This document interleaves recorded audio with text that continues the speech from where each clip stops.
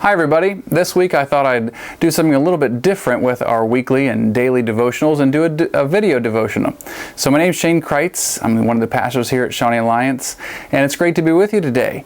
Today we're going to look at Acts chapter 21.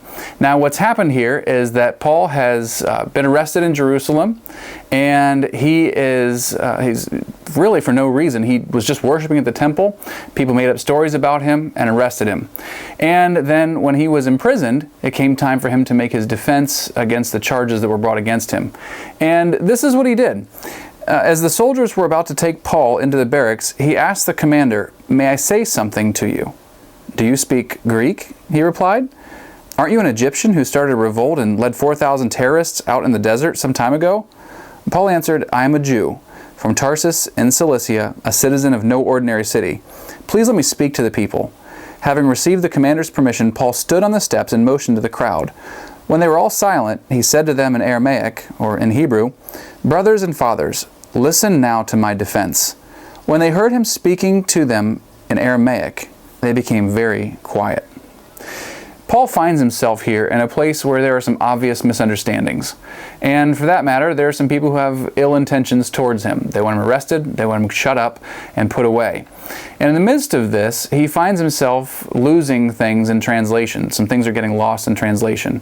And so, first of all, we have this soldier who's surprised to learn that Paul speaks Greek. But what he doesn't realize is that Paul also speaks Hebrew, because this soldier thinks that Paul is an Egyptian. So there's quite a bit of a misunderstanding here. But in this misunderstanding, Paul is called to give a defense for the charges brought against him.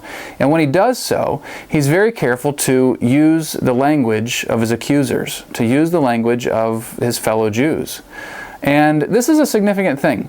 Paul, being well educated and being also a Roman citizen, spoke at least two languages that we're aware of, probably three.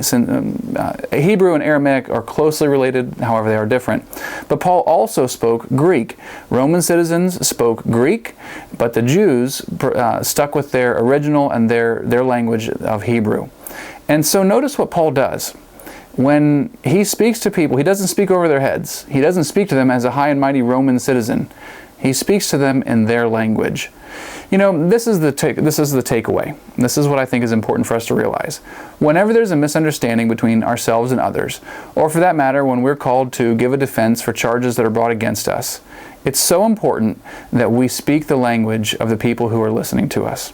This is a significant thing for anybody who leads. This is a significant thing for parents, for wives, for husbands. Whenever we're crossing a boundary where things can get lost in translation, it's important for us to speak the language of the people who are listening to us. And notice what happened for Paul when he did that. The people listened. They quieted and they listened to him. Ultimately, that's what we want the most when we're in the middle of misunderstandings, is people to listen to us. But we need to be speaking their language. So my prayer for us today is that when we are involved in misunderstandings or conflict, that we would gain wisdom from God to speak the language of the people around us and the patience to do so.